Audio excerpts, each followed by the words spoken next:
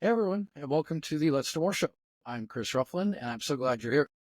This podcast is all about powerful personal stories of resilience, recovery, and overcoming life's toughest challenges. Here we dive deep into real life experiences on perseverance and personal growth. We'll explore what it takes to develop a positive mindset and how to transform adversity into strength. Along the way, I'll be sitting down with inspiring individuals, including celebrities in recovery, to help break the stigma of addiction, talk about mental health, and provide hope to those who need it most. Let's Do More. It's about finding hope in the dark moments, surviving the unsurvivable, and learning how to manifest the life you desire. We'll uncover insights and lessons that not only help us push through life's toughest times, but also turn those experiences into a force for good in our communities. So whether you're looking for motivation, healing, or just a reminder that you're not alone, you're in the right place. Let's do more.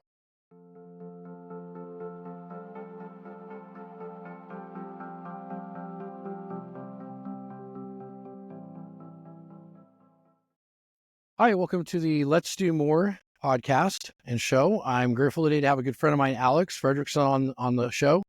And for those of you who are tuning in for the first time, this show is all about perseverance. It's all about stories of recovery from addiction, from other things. Virtually anybody who's had a trial or tribulation or an obstacle in their life that they've got through, it's a show that's all about teaching us how to find that silver lining, to find the hope to get through these times. And today, like I said, I'm really grateful to have a good friend on the show. If you want to learn more about the show or you want to look at prior shows, we are available on every podcast platform. It's under Let's Do More. You can also go to our main channel, which is our YouTube channel, Let's Do More Life. That's the @ symbol, Let's Do More Life, to learn about more. And lastly, if you have anybody you know that is struggling with addiction or somebody who needs help, please reach out to us on one of the social media channels. That'll always be addressed and always be responded to. Or if you know someone who has a great story that they'd like to share and help improve the world at large, then reach out to us here and we'll get in touch and get that set up. So Alex, man, it's good to have you here, dude. Thanks, man. I really appreciate the opportunity.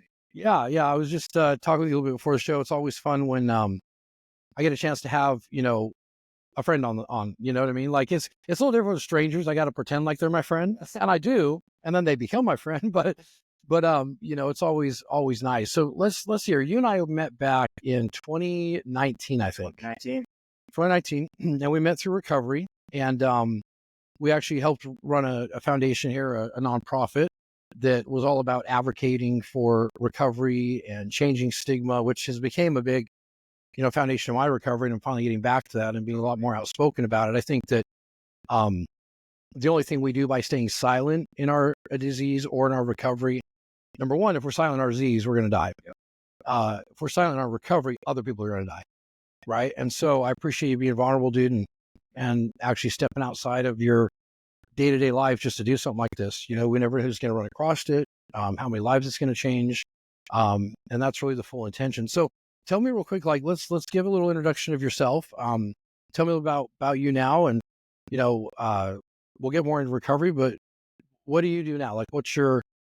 So, yeah, no, I really appreciate it. So, I'm coming up on, it'll be 6 years in May of sobriety. Like you said, that YPR that we were doing was a big part of it.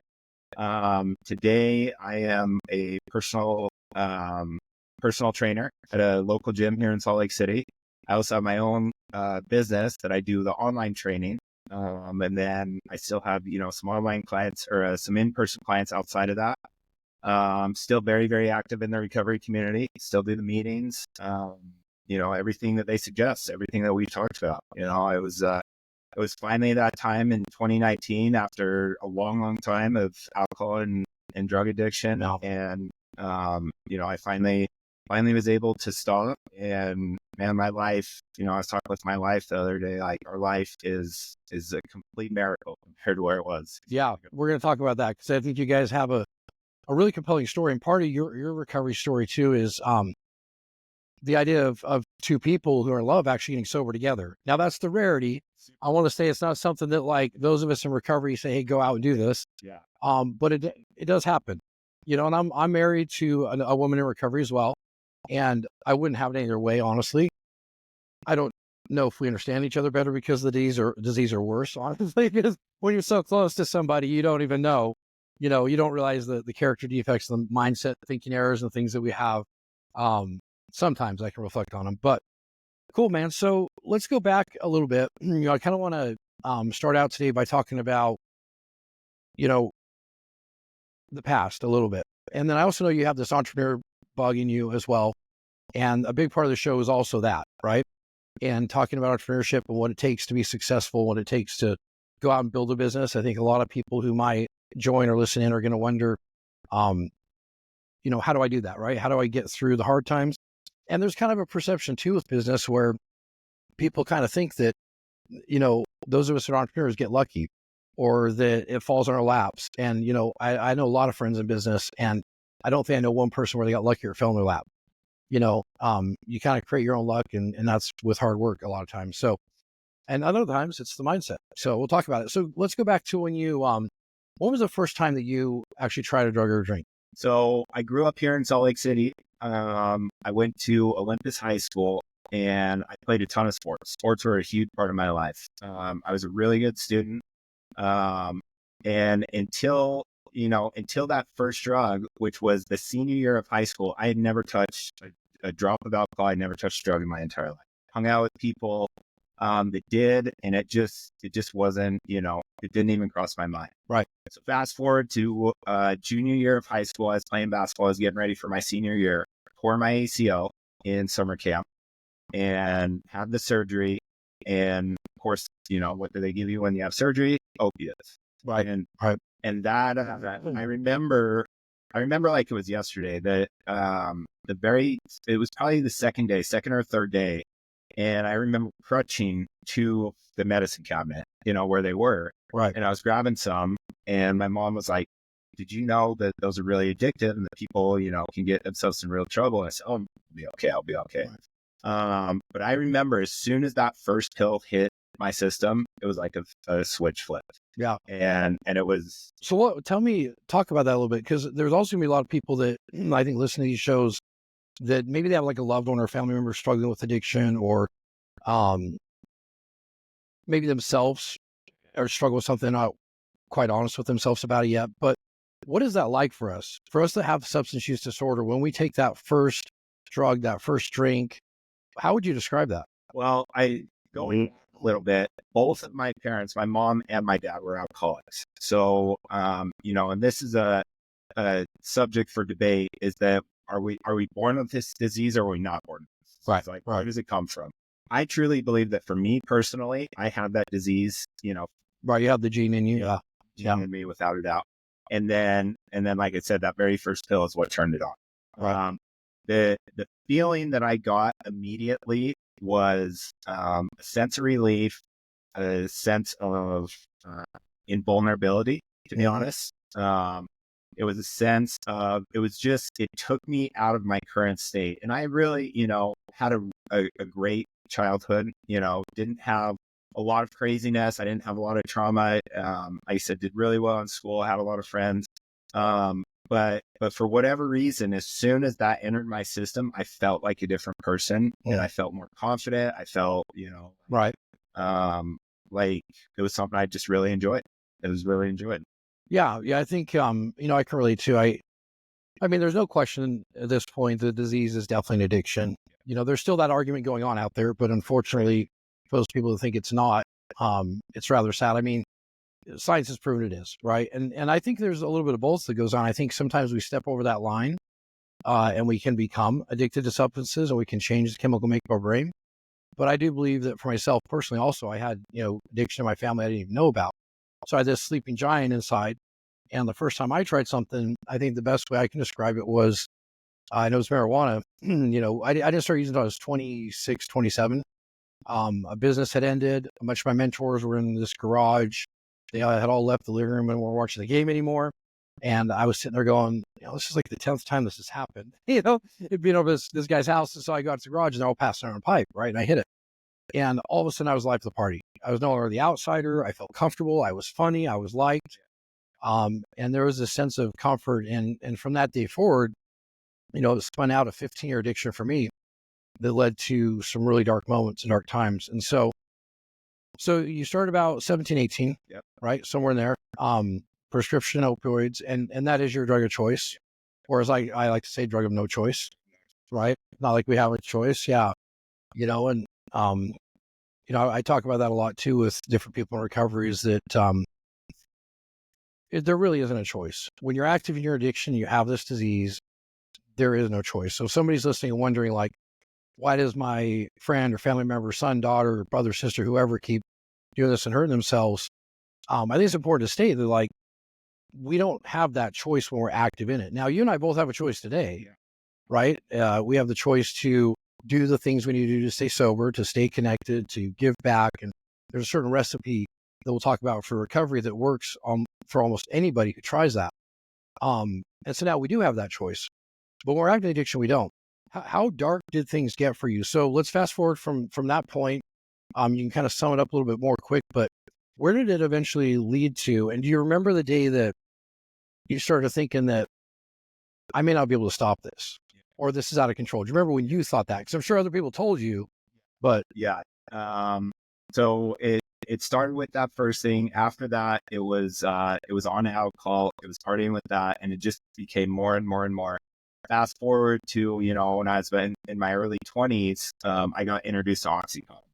And for the viewers that don't know, I'm sure everyone's heard about it. That was the pill that really took things, to a different level. Mm-hmm. When that came out, it kind of changed everything. I got introduced to that, and I started a carpet cleaning business when I was about right around. That's right. I forgot about that. I remember that. Yeah. And it got really, really successful. And so that was what was able to fuel, the money that goes along with, expensive. Oh, yeah. Yeah. They were very, very expensive, as you remember. I do.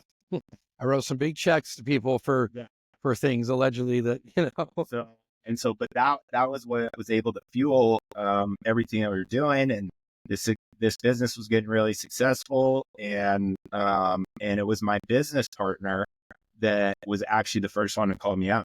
He saw me and he said, "Dude, you're getting a little crazy with this." Right. And I remember the very first intervention that I had no idea what that word was. I had no idea what, any of the structure. Right. And my parents had separated. They divorced when I was about a little before the business. And I remember my dad calling me. He said, "Hey, we're gonna meet at your mom's house. We're just gonna have dinner, and you can." Was this a common thing for me to call and say that? Or yeah, okay. Yeah. We're the last ones to know. Yeah. The whole family together. I can bring a couple friends. This will be awesome. And your father's in recovery too. Yeah. And right. At this point, he had, let's see, probably 18 or so, 15, 18 years of sobriety. So he's big, prominent, figure in AA, especially here in Salt Lake City. Gotcha. And so he had done these before. And then I quickly realized as the night was going on, like what was going on. Then all of a sudden, all of them are circled around me, and he was leading the. So it was literally like the show intervention. I mean, you're going through like that whole, the first time that it really came out and it got brought to everyone's attention, and that I knew that I had something that I probably couldn't stop. My ego, unfortunately, was so much stronger at that point, and I told myself, "I've got it. I don't need help." They offered me treatment. They offered me, to whatever I needed. And I talked my way out of it. I said, "I'm good. I got it." Yep. As we do. Yep. All right. And that's just part of the deal. But that was, to answer your original question, that was the very first moment when I was like, this is a problem. Right. Was I ready to stop? Absolutely not. Yeah. And I, like I said, that ego had kind of really started to kick in, and that's, that's what fueled it. So outside of your business partner saying something, I mean, was it starting to affect the business? Was it starting to affect what you were doing? Yeah. Okay. Yeah, 100%. And it just kept getting worse and worse. And because we had gotten so successful, I pretty much had this checkbook, at my disposal that I would write checks to myself whenever I want, and then go cash it, and then, go do my thing with it. And we were just watching the bank account just drop and drop and drop. And for how well we were doing, he after that intervention, we had our own intervention, Come to Jesus. Yeah. He said, "Dude, you're going to bankrupt this company. Like, you're going to have to either choose this or you have to sell your half to me." And I ended up selling my half to him because that was all that I cared about. Right. It made a lot more sense than stopping. All right. Yeah. Or getting help. Successful we were. I didn't look at the long-term picture of what that could have turned to be.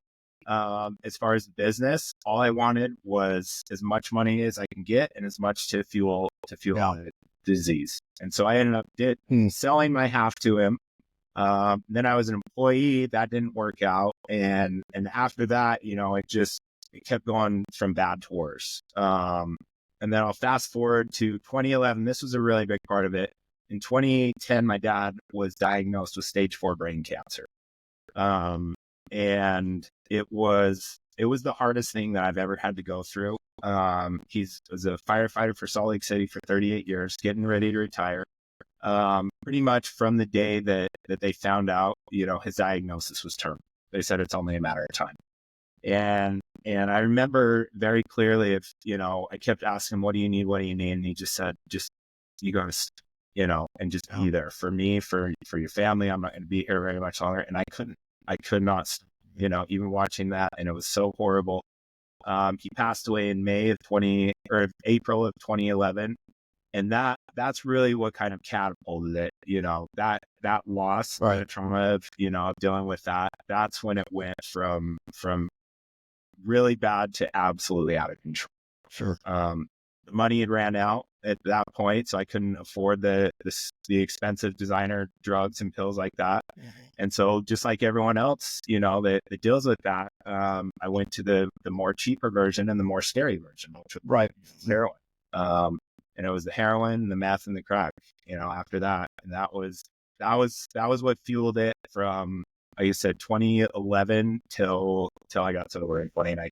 So we're talking, I've had other people on the show, we've been talking about alcohol, right? I think when people hear the word alcoholic, they think it's alcohol. Yeah. And, there's all kinds of recovery programs out there. There's AA, there's 12-step meetings, there's all kinds of stuff. Yeah. I encourage people to find whatever works for you. Find some type of a tribe, find some type of a community you can get into, because you cannot do it alone. But when we talk about these quote unquote hard drugs, right? Yeah. The ones that people look at and really frown down more upon than alcohol, is there any difference? To me, there's not. To me, there's not. I've seen what alcohol can do to people. I've seen what drugs can do to people. And it's just the way that people abuse them is exactly the same. Right. Alcohol is a lot more socially accepted because it's legal. You can get it at any single gas station. You can get it at the liquor store. Everyone's drinking at parties. And so people, from my perspective, people are a lot more accepting of people having alcohol. Mm-hmm. Drugs are bad. Drugs, from the day that we were born, we watched, we heard it in school, in grade school, and we watch all these movies and commercials that say, this is your brain on drugs, like we grew up in that same era, man. The just say no. Yeah. We were the just say no kids. And that never worked once for me.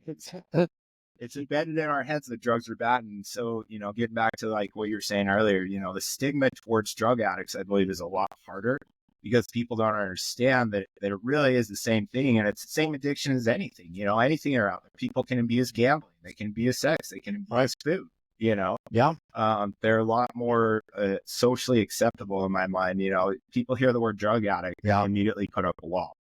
They do. I think that's, we're going to talk more about that too and talk more about the stigma. So you're at this point where you've turned all these hardcore drugs. What does life look like now? I mean, you don't have the business. You're clearly not probably connected to any of your friends or family, right? Yeah. It was pretty bad. It was from bad to worse and from worse to terrible. And I was pretty close to to being out on the streets. I remember my mom let me back in, then she kicked me out. Like you said, no other family member would even talk to me for the most part. My siblings were done with me. I'd burned every single bridge. I was able to keep a job here and there and enough to just support the habit. But yeah, man, it got really, really bad. 2017, I had gotten sober for 92 days. I had finally, which could be a lifetime with this, right? Yeah. It felt like a lifetime. And I had gone into a full psychosis, having seizures, and I got, I detoxed essentially on my mom's floor. My sister and my mom had to watch it. I finally was able to give in at that point, and I went to my first treatment center. I was there for 2 weeks, and I said, I'm good, I'm solved. Didn't do anything that was suggested. You went to one of the cure treatment centers. Yeah. And I was able to string along 92 days, pretty much white knuckling it. It's a term that we use in sobriety, and not really engaged with anyone, just kind of, getting through it. And then obviously that didn't work, like it never does. And I relapsed. And my mom had pretty much said, okay, I can't do this anymore. And so 2017, the reason I bring this up is because it's a pretty important part of it. I had a former girlfriend that we had dated during the carpet cleaning business. She had posted some random thing on Facebook, and I responded to her, and we started talking, we started hanging out. And within a week of us hanging out, I had moved in with her. And I was honestly at the end of course. That makes sense. It was, a normal thing. It was pretty close, and she didn't know this at the time. Like, it was almost to the point of me being homeless or I moved in with her. So this woman had no idea how bad you were. Did she know you were using substances at all? She knew that there was something going on, but a quick backstory of her: she was an alcoholic, and she got sober like right when I was around 24. So she probably was like 21, 22 at this time, and she had strung again 8 years of sobriety. Gotcha. Doing AA, doing the deal, had the connection, everything, and then she was married to her previous husband, and they had just barely gone through a divorce. And so she had actually relapsed on alcohol. And so we got together. I found out that she was a full-blown alcoholic, and I'm, full-blown drug addict. And you're hiding it from each other. We're hiding it. and then, the worlds kind of combined during that. The reason that I bring this up with this particular girl is because now she's my wife, and you know her very well. Yep, absolutely. And we, so from 2017, she had a really, really bad accident where she actually passed out at a Smith's. She cracked her head open, from alcohol withdrawals, or from being drunk, passed out, and we rushed her to the hospital, and she had so much bleeding in her head. I remember she had 8 surgeons surrounding her. Wow. And they're like, we're going to have to do brain surgery or else she's going to die. If we do this brain surgery to release some of the pressure of that blood, she may not talk again. She may not see. Sure. Yeah. It's always super, super, invasive. But they said the pressure in there's so much blood, like she will die if this doesn't get better. And so we're at, in the intensive care unit. And I remember that night, like it was yesterday, and it got just a little bit better. And they said, okay, we're going to see it out. But if it gets just this much worse, we're doing surgery. There's no question about it. And we made it through the whole night. They checked every single 15, 20 minutes. It was a little better. It was a little better. It was a little better. And by the grace of God, she was able to make it through. We were in ICU for, I think it was about 5 or 6 days. We went to the normal hospital part for another 5 or 6 days. What's crazy about this addiction is, I'm watching her literally, struggle to, try to get through. And every single chance that I got, I would sneak off and go do my, right. Yeah, that was my next question, actually. So did this whole event with her cause you to stop or think about it? Yeah. You even intensified it probably even more, because I was so worried. I finally found someone who I truly cared about, who was willing to give me a chance. And my response to it was, my stuff has to come first, and that's just the nature of this disease. So anyway, she gets better, and the doctor said, if you ever drink again, you're going to die. I told her that if you ever drink again, we're done. Right. The audacity of me to say that. And I remember, she finally got through the alcohol addiction, or through the withdrawals, super, super bad. And she was in a lot of pain because of her head and all that stuff. And I said, well, I actually have something that might help you. And, and I introduced it to her, and I was so afraid to tell her. I actually lied about what we were actually doing. I told her that it was Xanax instead of heroin. And she had never been around drugs her entire life. Right. So she believed it for a little bit. This went on for about 3 weeks. And then finally I couldn't take it anymore. And I remember that night, and I had like packed my bags. I thought I was getting kicked out. I thought I was going on the streets. I told her what it actually was, and she was actually okay with it. It finally, the reason for it, it finally clicked to her. All of the stuff, all of the questions that she had, Sure. She knew something was up. she Yeah. knew something was going on. And then Now, is this the first time she's finding out about your heroin addiction? Okay, got you. Yeah, yeah. first time, and then she realized that she'd been doing it, for a little bit, and she was like, it all makes sense now. It all makes sense. And because it was so new to her, it was kind of like living vicariously through someone. Like, I had already gone through this. This is about year 15. Right. You're already trapped. Yeah. Already done. Yeah. But it was like new and exciting for her. So honestly, my addiction kicked in. It said, we can live vicariously through this excitement. And so I introduced her to all of the stuff that drug addiction, brings. And there's a lot of differences of the lengths that kind of we go to, as drug addicts, because again, alcohol is very, it's very accepted, it's legal. And so we burned everything down within a matter of 2 years. Everything that she had been, working her entire life on. We cashed out her retirement, pawned everything. I introduced her to payday loans, all that crazy stuff that comes with addiction, until the point where we could not do it anymore. And that was spring of 2019. And we had finally, we got kicked out of multiple apartments. I was staying at a rundown old house that her dad owned, that he used back in the day as an office, and it had no power. Those extension cord stores. Yeah, I was thinking of that. Yeah. Yeah. No water, no toilet, no heat. There was one outlet in the entire house that worked. And so we ran a surge protector and had, 14 things plugged into it. The door wouldn't lock, and this is, spring, it's still pretty cold. And that was 2019. And finally, our car had broken down. We had nothing left. Right. And finally, because of her past with, that's that 8 years of sobriety, she knew some really good people here in Salt Lake. She was able to set us up with treatment. So she went to one treatment center. I went to another. We went to the sober living. We got back together. And like I said, and this was the first time that you took a step towards your recovery on your own, right? There was no intervention. There was nothing. So I have this theory that I've been developing over time, according, also in relation to my experience in recovery and having a good time sober and going back out and coming back and over. And, one of the things I've kind of came to understand is that, and this is for people that have a friend or family member struggling, is that there's really nobody that I don't think that could have said anything or done anything to me to even get me to stop. I think that it had to get down to a point where I finally decided I'm done with all the stuff that comes with this. Yep. It's like you reach a point where the pleasure of using is here, and the disaster of what happens is like way above it, right? Yeah. And it takes some time to get there. And unfortunately, a lot of us don't survive. We're lucky to sit in the seats that we do today and be able to share our stories and talk to people about recovery and be able to have a heart still beating. I know neither of us should be here. Yep. So how did it feel to take this first step towards recovery? Were you petrified? Were you?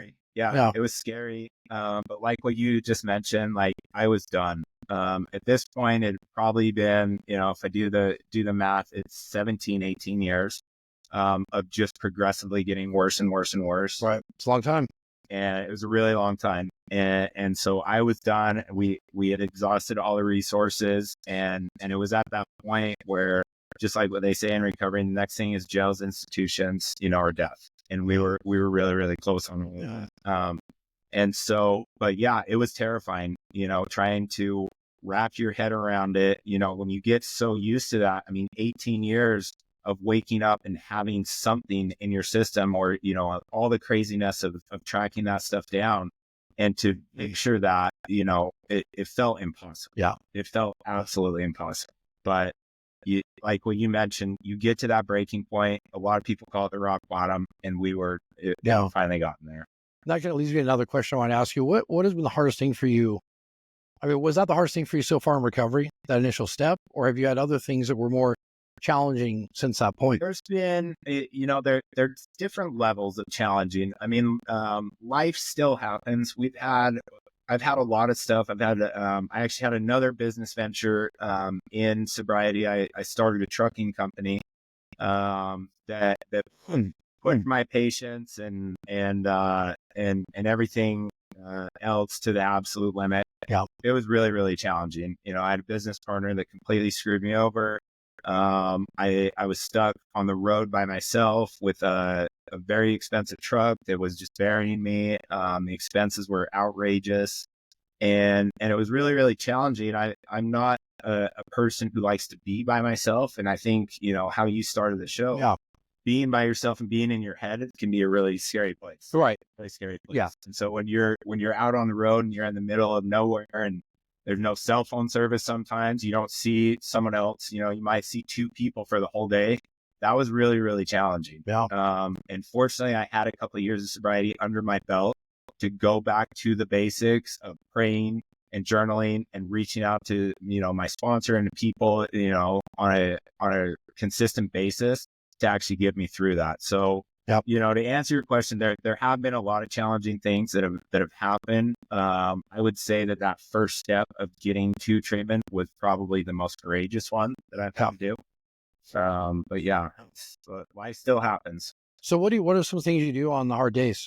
The main thing that has kept me sober, it's actually what I do with my profession. I turn to the gym. I found a way to channel my addiction of drugs and alcohol into something that actually was healthy. Yeah. Relatable. Yeah. You got that. And sports is my background, as I mentioned earlier. I've always been, pretty in shape. And I remember that was the very first thing we got out of sober living, and I got a job. The very first thing I bought with my paycheck was a gym membership.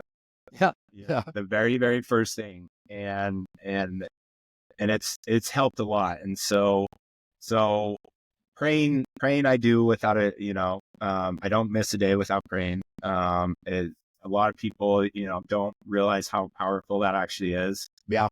It's huge.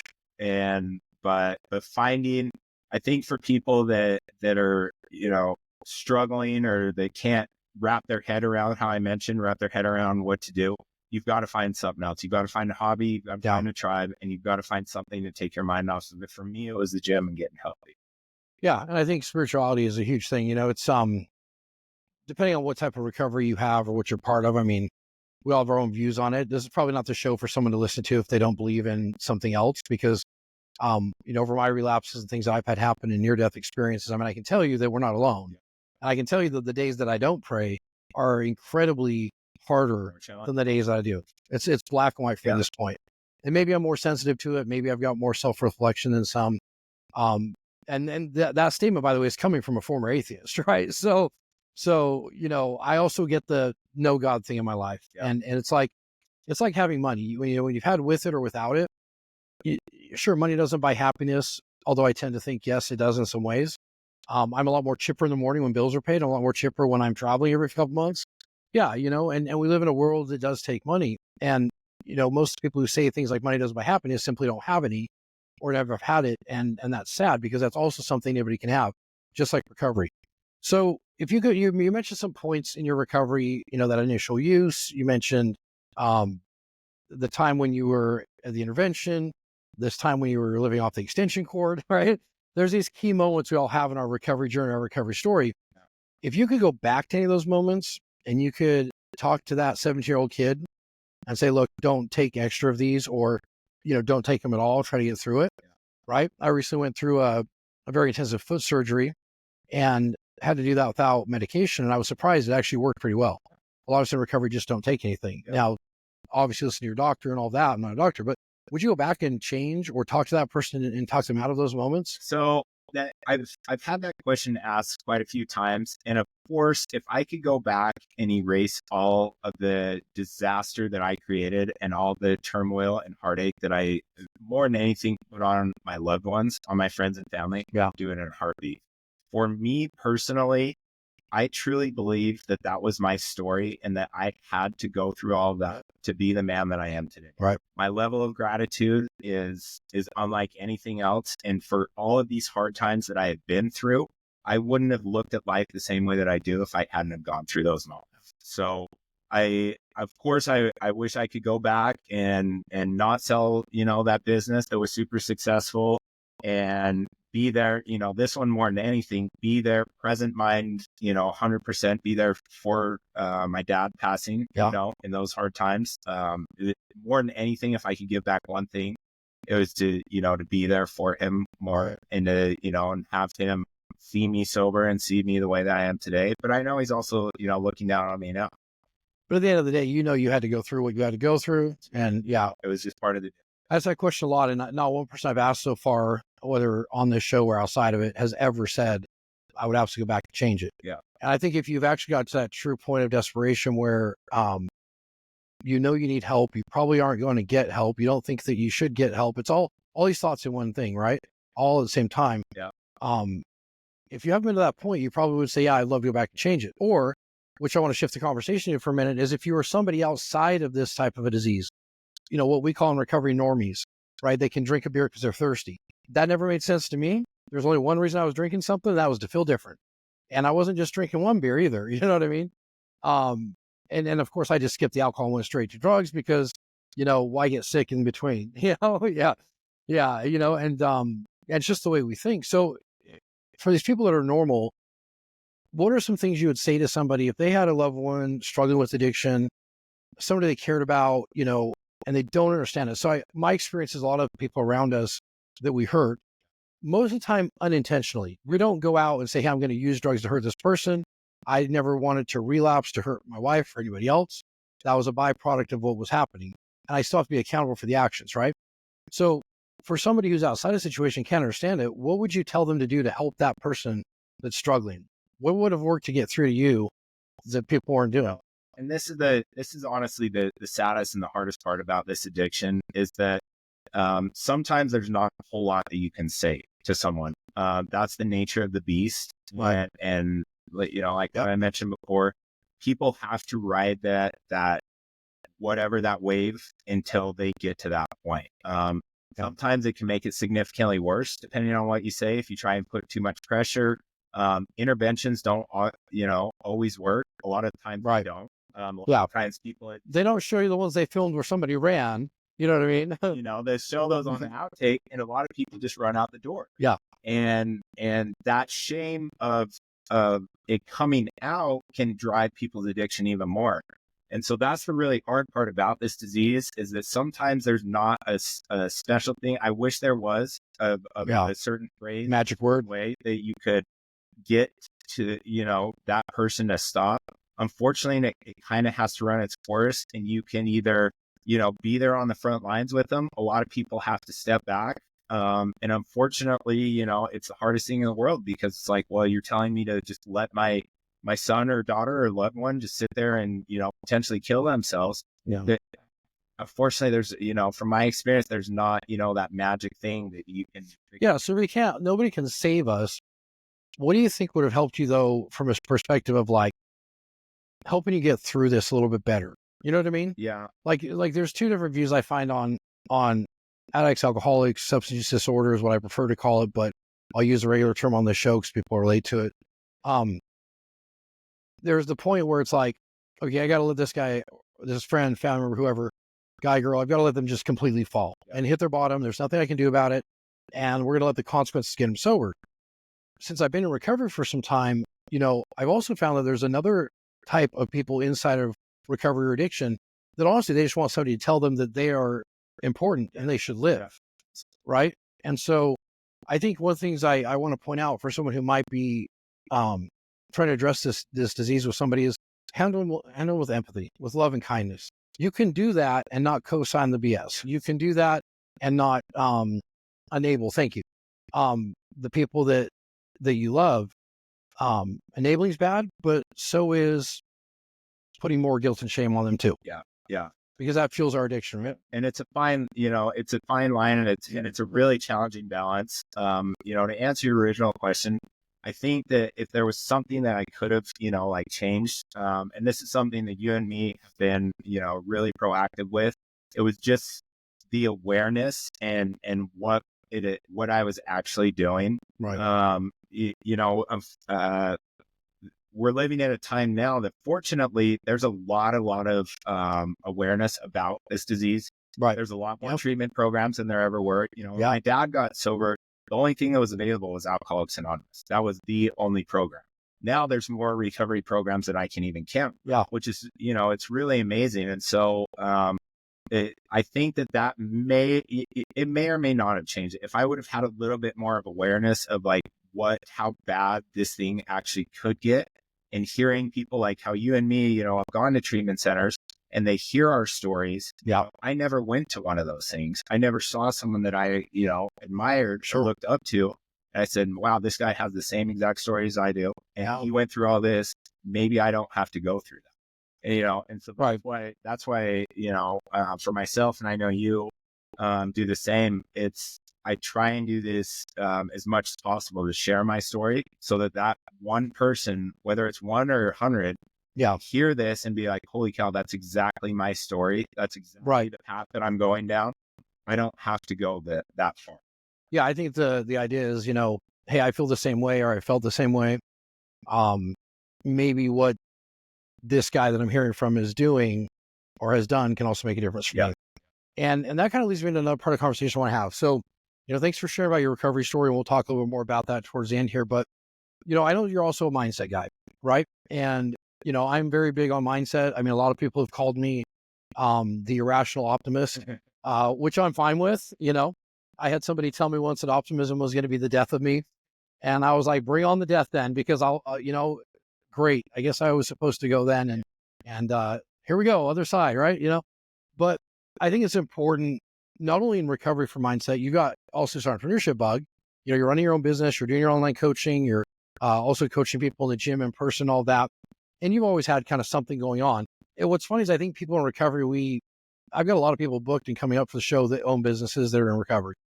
And it's actually a majority of people, honestly, that do that. Number one, we don't fit in. Number two, fuck the rules, fuck the norms. Yeah. But I know for me, my optimism did not come easy. I remember it wasn't until I got into recovery, and I had always chased being positive. My whole thing was find somebody who has what you want, do what they do, and you'll get what they got.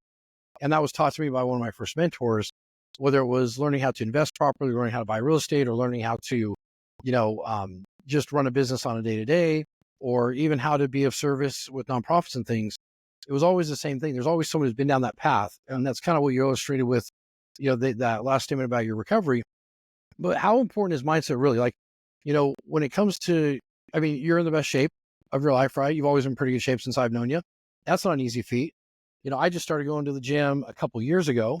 And I would say I'm in the best shape of my life. For sure, I've got a ways to go, but I didn't realize how impactful it would be on my mindset and my mental health. And I also didn't realize the mindset you have to physically be fit. Yes. Right. When you're doing a couple hundred push-ups, you're telling your brain literally to F off and listen to what I need to tell. I'm telling you what to do, body. You're not telling me, right? Yes. And that's how you get through it. So how has mindset played a role in the things that you do today? And why do you think that's important? It's huge. It really is exactly like what you're saying. It's everything from recovery to day-to-day, from the gym to relationships to business opportunities.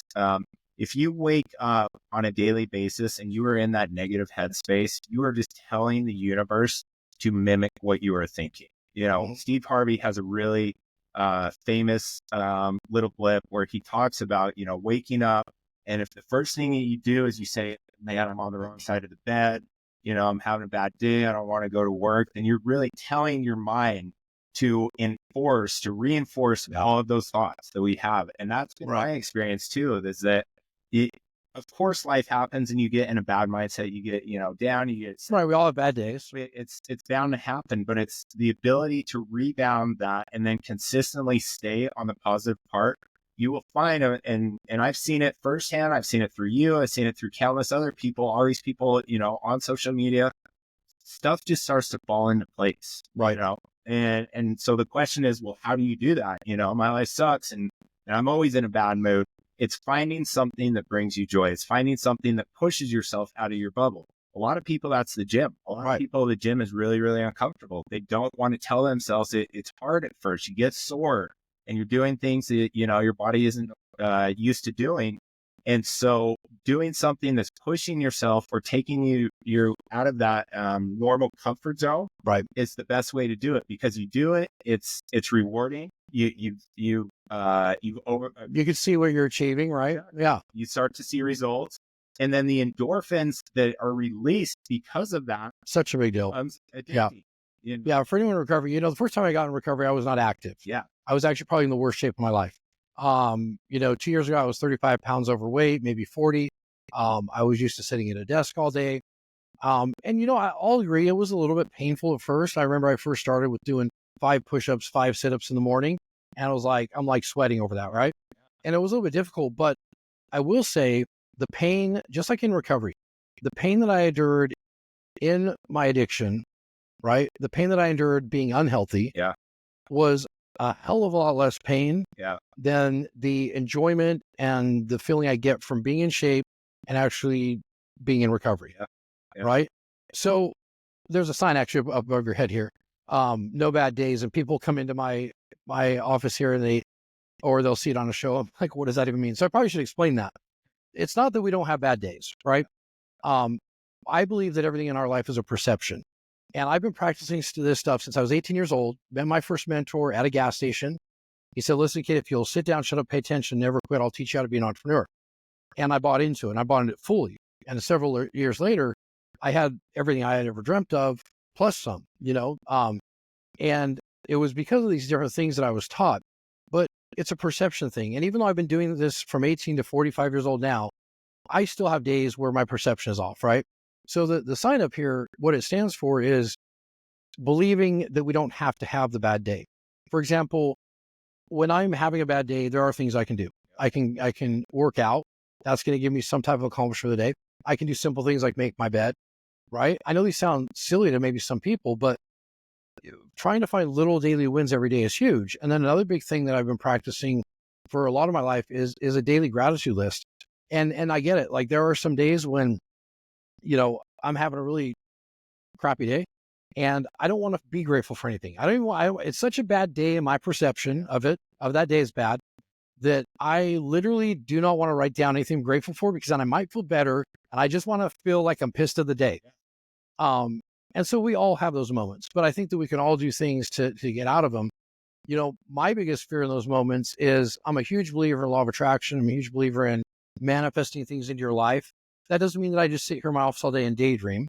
I don't do that. I mean, I've got vision boards all over the office in the background, different things like that I've learned that are techniques, but nothing I've ever done in my life, whether it's the places I've traveled, the things that I've been able to do, the experiences, checking things off the bucket list, even down to, things that are materialistic that I've been able to have be part of my life, which really aren't the important things. They're just nice to have. But at the end of the day, none of that was done at all. None of it happened through a negative thinking mindset. None of it happened from those. It was never manifested on those days where I wanted to look at it like a bad day. And I used to have a mentor of mine. He would tell me, he would say, Chris, there is no such thing as a bad day. And I first I argued with him on this. Yeah. Look, I clearly had bad days, right? I've had bad days. You're full of shit and I'm going home. Oh yeah, I promised never to quit. So I guess I'm not going home. And he told me, he goes, go grab a calendar. And I grabbed a calendar. Back then we didn't have cell phones. So I grabbed an actual calendar and he said, show me on the calendar where it's labeled bad day. Yeah. And I went, oh, well, you got me there, right? Because he's right. A day is just a day. And it's what we make of it. And I think the thing that's scary for me these days is believing in law of attraction to an extreme point, believing in thoughts or things, believing in that I create my reality with the way that I think, which science is starting to back this too now. Yeah. Just like science is backing positive thinking when I was called a hippie for it many years ago. I worry about if I stay in that mindset too long, I'm going to actually stretch out this period of pain. I'm going to stretch out this hard thing I'm going through even further. Yeah.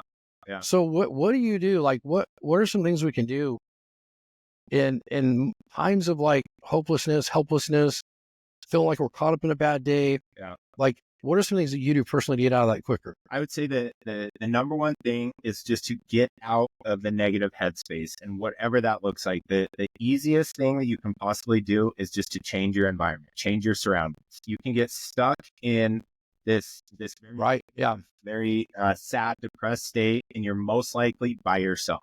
So get around other people. The best thing you can possibly do is go help someone else. Go Absolutely, man. Yep.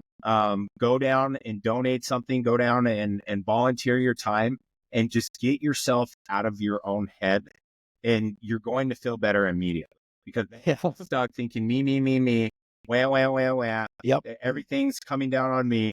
Get yourself out of that environment, out of, physically or, or mentally, and just change that. That Yeah. can happen in a matter of a few minutes. And I know, and I want to address this because anyone listening to this who is new to this type of way of thinking, or, you may think we're full of crap, and that's okay. You can think that. My law of attraction, my positivity, my optimism still works, whether you think you like me or you don't. You know what I mean? But it is to be expected that if you're in that space, here's the way that I know I need to do something different. It's not that I feel like crap Yeah. and that I'm isolating. It's if I'm in that space and I don't want to go do something that is going to take me out of it. Yep. Then I know I better get in the car now and do something quick, especially being in recovery. Yeah. Because now you're at risk for a relapse or recurrence of use. It doesn't take much of a reason for us to go do that. Yeah. But, you're absolutely right. I think that we have to all find better ways to pull ourselves out of it, because number one, no one's going to save us. Number two, sometimes you can't save yourself. Yeah. I'm a big believer in community. Part of this show is all about doing what we can. I'm sure there's a lot of people, and I'm going to do a show on this here coming up soon where I'm kind of interviewed about it. But I had a near-death experience this year. Yeah. And I'm not going to get into all of it. Like I said, it's a time for another show. I want to dedicate this more to you. But one of the things I was clearly told is that we were here to love each other and to be helpful to mankind, period. And I'm not great at this yet. Coming back from the dead and having some insights that I have now, it has been a lot harder. You would think you would come back and just shoot right to the top. This world in person in the 3D kind of sucks. You know what I mean? It's painful. There's a lot of things you're feeling. There's a lot of things going on. There's a lot of distractions. But at the end of the day, that message was clear to me, is that that's what we're here to do. And that's the cool thing about being in recovery, is we get to do these things. So in order for me to stay sober, I have to work with someone else who is either new to sobriety or is looking for assistance in their sobriety, right? I have to. If I don't do that, I am bound to drink and use again, and it's only a matter of time. And I learned that the hard way at 5 years sober. Yeah. And getting back to a full sobriety and back to the right mindset of that, and dying multiple times in between all these things was no small feat. But I do want to share that with people who are listening, that, you don't have to take it from me. I guess you kind of do, unless you want to go have your own near-death experience, which I'm telling you is probably not a good thing to want. Yeah, I wouldn't recommend that to anybody. Or maybe I would recommend it to some if you chose to come back. But when I was on the other side, I was given a choice of either you can stay here and never feel pain, never feel anything but love and kindness and peace. You're here with everybody you've ever known and people you've never known, and you can will anything to existence that you want to experience immediately. You have access to every bit of knowledge that was ever created universally. And then given and told that everyone does, most people get a choice to come back. Yeah. But most people choose not to. Yeah. Because when you compare the two of being here and being there, and there's some certain reasons I came back. In fact, after I had intentionally tried to commit suicide with a very, very high dose of methamphetamine, 700 milligrams, close to that, all at the same time, intravenously, it did work. It stopped my heart. Yeah. And the first thing I felt panic. Yeah. Right. Because one of the things I don't want to ever feel in my life is I don't want to have regrets. Yeah. And, it's the thing that probably drives me to do what I do every day, whether it's in my businesses or it's, on the show or other things I do, being of service or helping the community out. It's another thing that drives me is when I get to that end, right? I want to be able to sit on that deathbed. And number one, I want to be surrounded by people that really looked up to me and that loved me and said, hey, he did his best, right? This guy dealt with his character defects. This guy was able to recover and help other people. There's certain things I've written down that are super important to me when I'm on that deathbed. Yeah. I was also shown a timeline where I didn't have to choose that path. Yeah. And could have been uber wealthy and had all these things. And at the end of that life that I was shown, I was in a mansion by myself, except for the nurse. Yeah. There was no family around. There was no friends around, because I had chosen that path. And so, again, that's a whole thing for another show. But so let's wrap up a little bit here and talk about what life looks like today. I mean, do you regret getting in recovery? No, not at all. There's not a day where you're like, I just wish I could keep being high. Absolutely not. One of the things that we say a lot in recovery is as bad as anything gets in life, and we've talked about it before. There are hard times. I would not trade one of these days for a good day, as we call it. During Been using, yeah. It's truly a miracle. Today my life is absolutely amazing. Like I said, I do something I absolutely love. I get to help people on a daily basis. I get to help them get healthier, get stronger, get their mindset in the right, way, because that's a big part of when you're working out. My wife today, we got married in 2022. Today, she's been through all this stuff too. Today, she's the CEO of a financial company. Yeah. Which is truly amazing. And like I said, our life is beautiful. And I just try on a daily basis to help someone else, whether it's one person. If you can just help one person, that it can seem daunting and it can seem overwhelming. It's like, how do I help so many people? Just help one person. And it can be a phone call, it can be a text. Well, yeah, tell me about that. I mean, what do we consider helping people? Because it's funny, people have this view that to help the world and to be helpful to mankind, I need to own a nonprofit. I need to give all this money to charity, be a philanthropist. Yeah. Look, here's the deal. When I was active in my addiction, if someone actually smiled at me and gave me a hug that day, that was one more day that I lived. Yep. And so I think that we can all push ourselves just to do the small things that aren't so small. Yeah. And to realize that those things create bigger impact. You don't know what someone else is dealing with on a daily basis. You don't know what they're struggling with. Today might be the day that one, I love you, hey, you're important, save their life. And, I think we could all do better at that, of course, but you're right. Helping one person is key. Small things, like what you were saying, it's like holding the door open for someone, smiling in the store, not flipping someone off on the freeway. Right. Yeah. It's fun. Not buying into, all this negative, crap that goes on social media, and you see these things, everyone gets so mad and everyone comments, and then they comment on your comment, and it's just, back and forth, and it just fuels, more and more and more. Why not write something positive on that? I know the sad thing is you never get that time back, right? One thing I became clear on in my life is I've had without multiple times. I've had everything, lost everything multiple times. Yep. And I got to a certain point in my life, these days where it's like my most valuable asset is my time. Yeah. And I don't get that time back. I never will get it back. And in the end, the only thing that we're going to take with us is our memories anyways. Right. And that's all that we're going to be appreciated for, known for. And quite honestly, we came down here to experience certain things that we asked for. Like you and I probably came down here to experience addiction and to help change some of the stigma around it. If we weren't talking about recovery on this show and people just ran into you and I on the street and we weren't talking about our recovery at all, I don't think if we told somebody the places we've been with our addiction and what we used to do, I've had it happen where, recoveries came out in a business meeting or in a career situation or at an event or a seminar, and someone literally has said, no, there's no way, not you, man. What do you mean? You were on methamphetamine? And I think when we have that happen, it means that we're doing the right thing. It means that we're actually sharing our recovery story in the right way and changing that stigma, because not all addicts and alcoholics are pieces of crap. Yep. 100%. Yeah, I couldn't agree with that more. And it's just one of those things that that needs more awareness. The more people that are talking about it, the more people have resources. They have people that they know they can talk to, they can reach out to, and not feel so alone, feel so desperate, feel so isolated.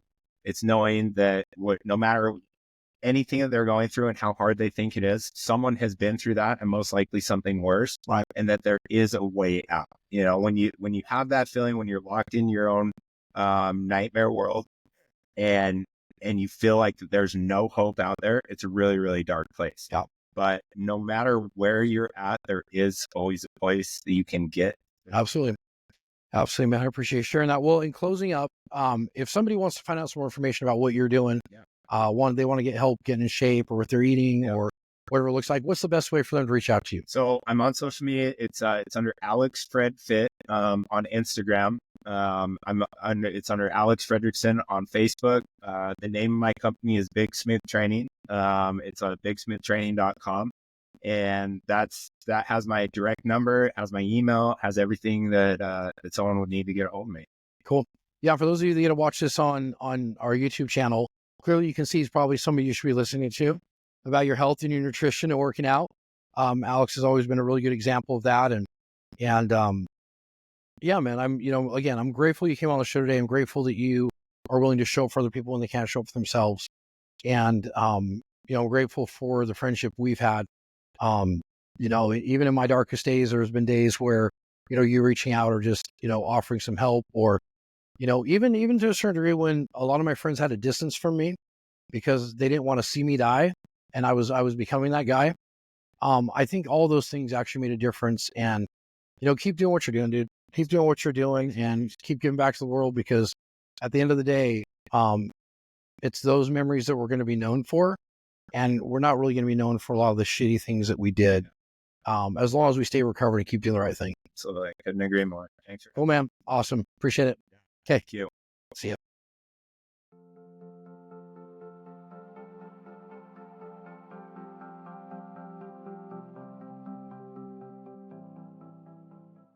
Well, that's it for today's episode of Let's Do More. I hope you found inspiration, hope, and some powerful takeaways to help you on your own journey of growth and resilience. Remember, no matter what you're facing, you have the strength to overcome it and the power to create positive change in your life and community. If you enjoyed this episode, please take a moment to subscribe, rate, download, and review the podcast. It really helps us reach more people who need to hear these stories. And don't forget to follow us on social media and stay connected and be part of the Let's Do More community. You can find us on Facebook at Let's Do More Podcast, Instagram and TikTok at Let's Do More.life, X at Let's Do More Life, and our primary channel is on YouTube at Let's Do More. We'd love to hear from you. Share your thoughts, share your stories, or let us know what topics you'd like to hear about next. Thanks again for tuning in. Until next time, remember, let's keep pushing forward, inspiring each other, and doing more for ourselves and the world around us. Take care, and I'll see you on the next show.